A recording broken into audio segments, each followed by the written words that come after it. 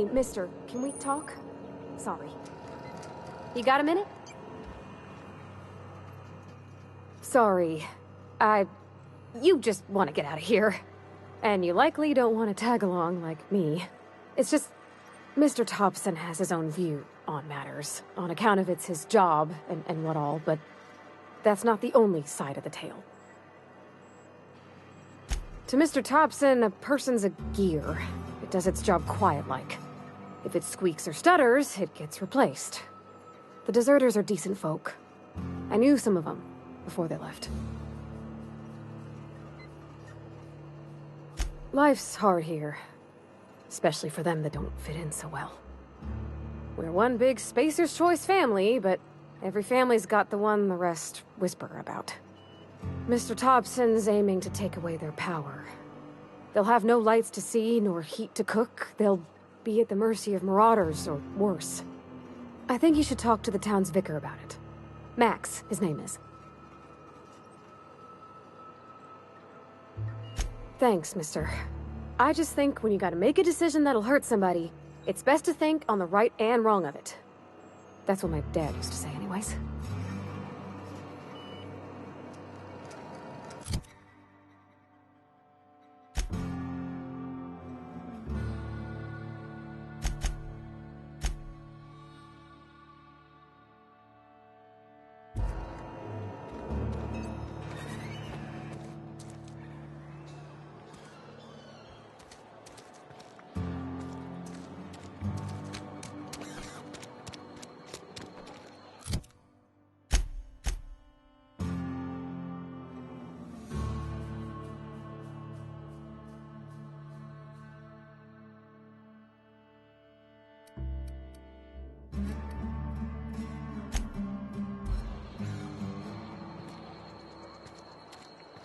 Hey, you hear about Wilson?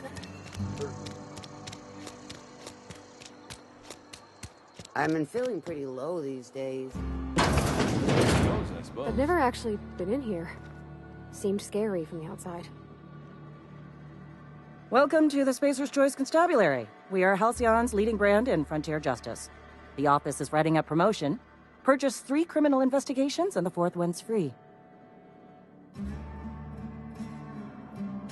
Know how to carry yourself in a fight? I've got bounties out for these 3 marauders. Cross them off and bring me their fingers. Just 1 per marauder, please. I'll dust off the old fingerprint roller.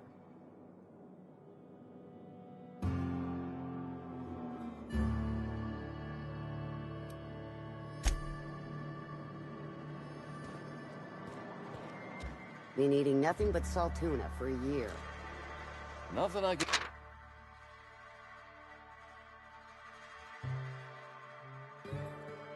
do about that.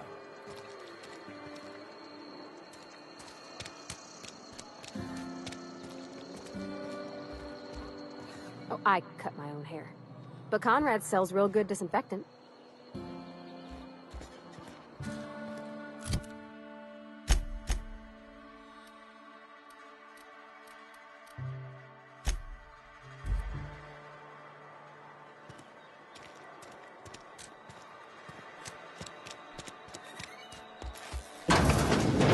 Yes, Mr. Thompson. I'm fine, Mr. Thompson. Never been healthier. Whoa, did Mr. Thompson send you? Well, you tell Mr. Thompson I'll be right at my post. Tomorrow. Bright and early tomorrow. Because I'm definitely not plagued. As spry as a spring chicken. That's old Abernathy. And what are you doing here? Visiting? Well, let me give you the grand tour. This here's my domicile, and there's the door. Silas knows, doesn't he? That's why he sent you. That's why he wants me to pay up. He knows. Sounds like he's already told you. You may as well hear it from me. I'm dying. I'm not long for this world. The date of my expiration is fast approaching. And soon I shall be ushered through the great cannery in the skies. Don't say that, Mr. Abernathy. You still got a couple decades in you. I'd steer clear, Ms. Holcomb. My affliction's bound to be contagious. It's plague. Has to be. Silas knows. He knows I got one foot in my grave, and now he wants to charge me for the other one. I am? Law, help me. Paranoia is one of the plague's known symptoms. I'll pay your fees. I don't want any trouble from Silas. But if you could see your way to freelancing for me, I could really use the help. There's a cache of anthracillin tucked away in the old community center. Powerful stuff. Stronger than what we got, anyway. I need you to break in, nab that medicine, and bring it back to me. You oblige me with your haste. I think I feel the plague spreading. Oh, Law, it's in my spleen now. I can feel it.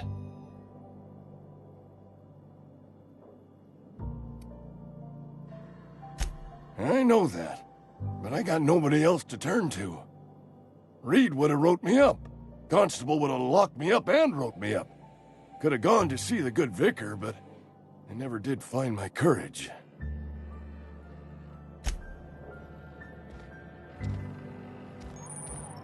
You're making a mistake working for Abernathy.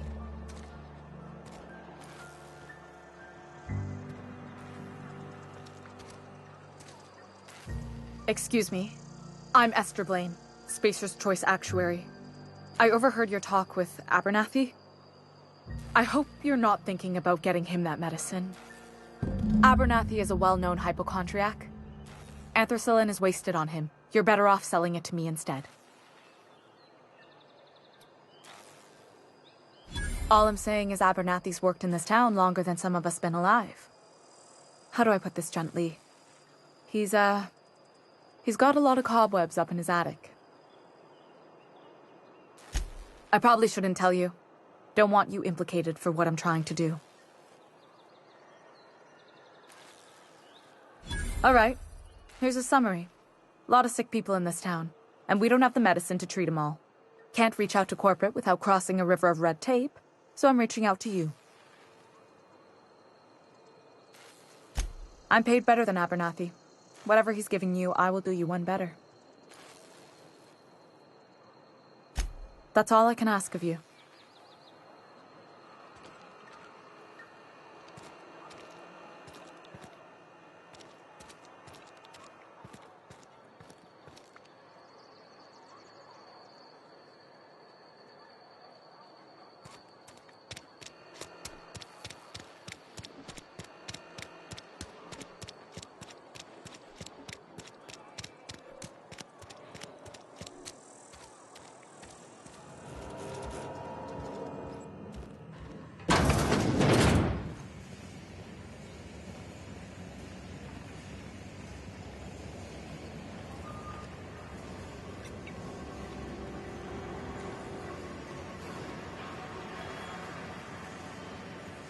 You the new worker? Whatever. Make it quick, Tenderfoot. I'm busy. Shit. Silas still on about that. Here, take the fees. I'd appreciate it if you didn't tell Reed I was late on my payment. Because they're not my fees and not my gravesite. Guy I worked with shot himself. I paid the bill.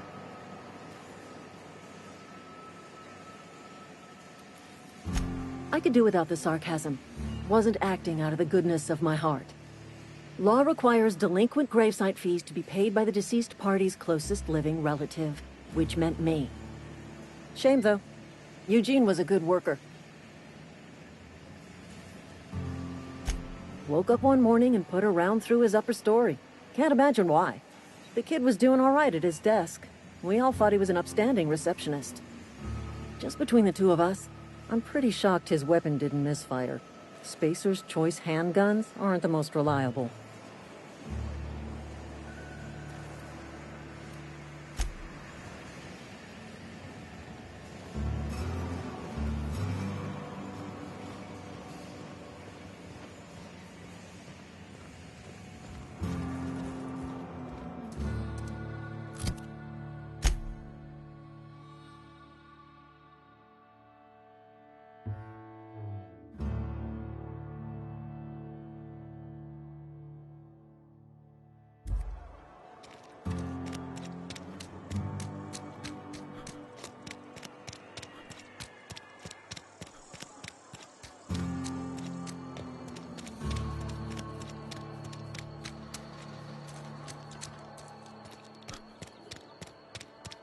Wish we had some better rations.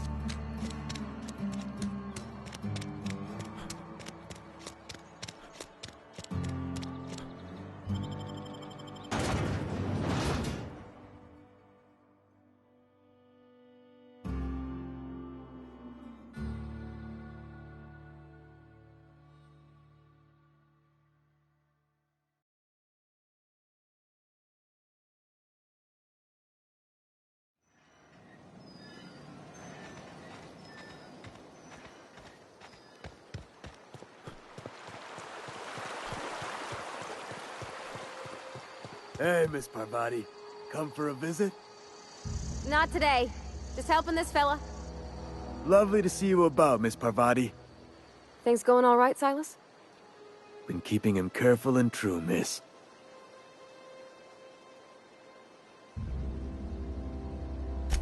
Best to ask her yourself. My dad's buried here.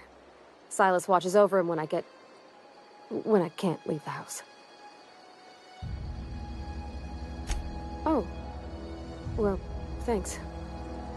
Something I can do for you? You run into any trouble? Conrad's barbershop is a yawning pit that swallows his every bit. I keep telling him he should cut a few corners, skimp out on the disinfectant. You gotta put the squeeze on Conrad. Find some dirt on him. Maybe check his back room. That's the word, extortion. Been on the tip of my tongue all day.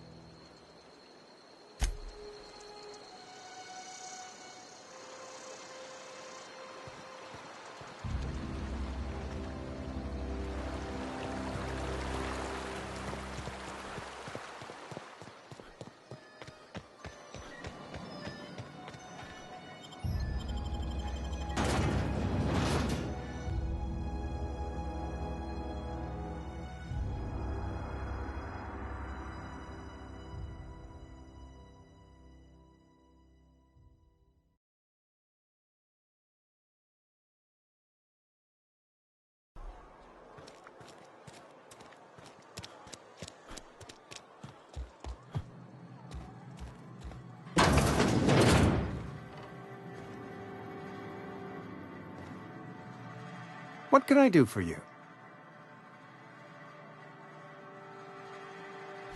Oh? Am I in the company of a fellow doctor?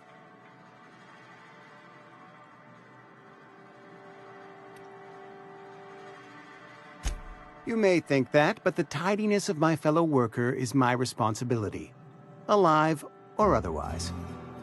Whether you're showing up to work or going to that great cannery in the sky, it's my job to make you look like a million bits.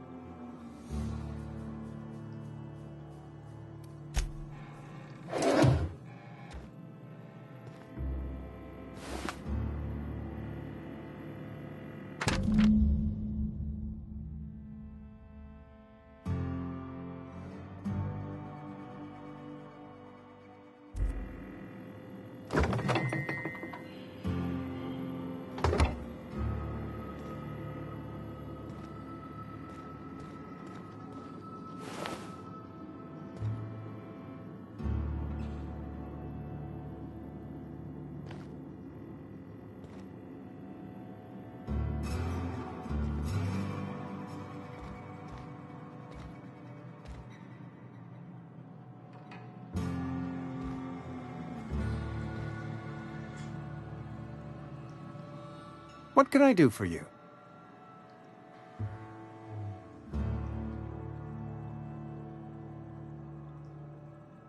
You know about Eugene? How? Then, you know Phyllis suggested selling off Eugene's gold teeth. I didn't approve of the idea then, and I don't approve of it now. Eugene's golden teeth were a family heirloom, representing 3 generations of poor dental hygiene. He took them to his grave. That's unthinkable. Eugene's body and all rare earth minerals contained therein are solely the property of Spacer's choice. I can't ask Silas to dig up a man's body and pry a few teeth loose from his jaw just to pay my bills. Can I? Are you asking rhetorically? Because if you're being serious... Ugh, gross. Desperate measures, Miss Holcomb. Desperate measures. I'm going to have to ask Silas to dig up those teeth. It's the only way I'm paying my gravesite fees. Here you are. Gravesite papers affixed with my signature and an IOU.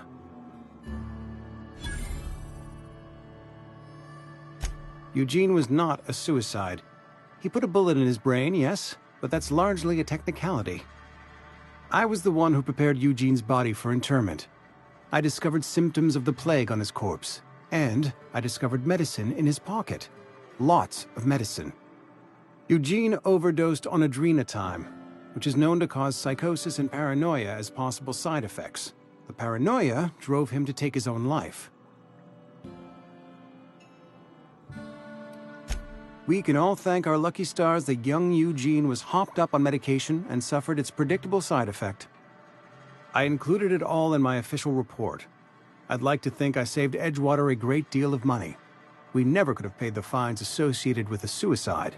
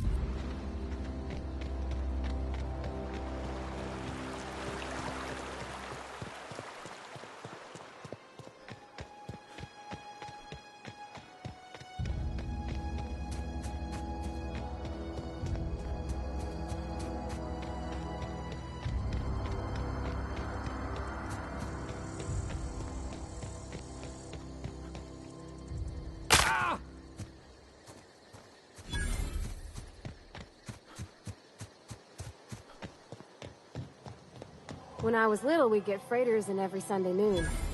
Now they only come but once a month. I love the wind here. You ever swung a truncheon? Let me see your rifling stance. I want to make sure you're up to snuff.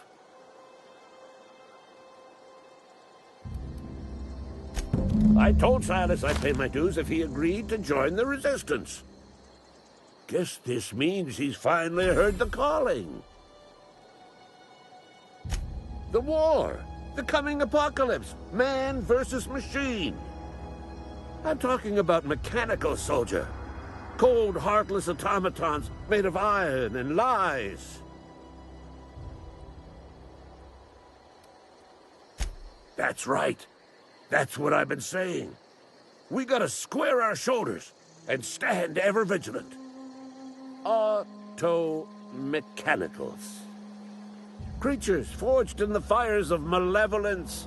I seen them over by the old power plant, clattering about, firing at the birds, orchestrating their uprising.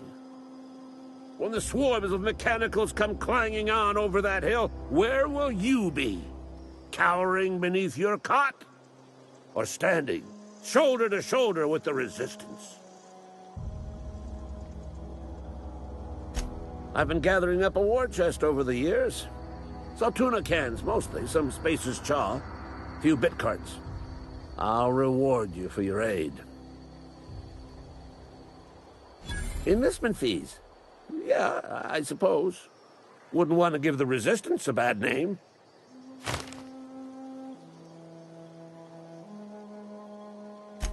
They have sent a scout, prowling around the junkyard just behind our beloved town.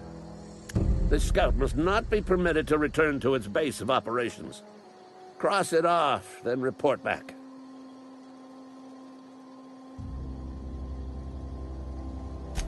Mechanical's got a weak spot in their midsections. I think the technical term is, the blue glowy square thing.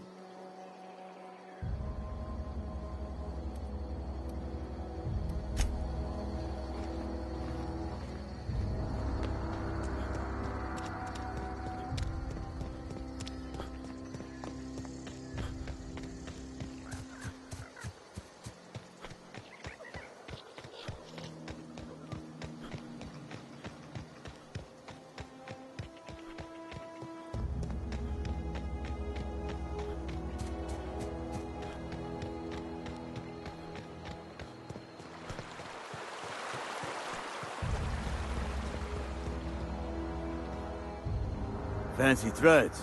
That some kind of hibernation suit?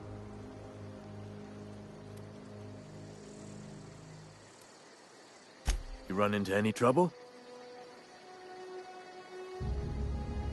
Reliable work from a freelancer. That's gonna take some getting used to. And I'll buy you a drink sometime. No, suppose you've earned it. One good turn deserves another.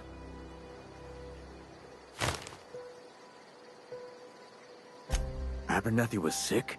With the plague? That's disgusting. I shook hands with the guy. What? No. If I knew he was sick, I would have had him reported. I needed his fees because of his name. A, for Abernathy. He was at the top of my list, you see?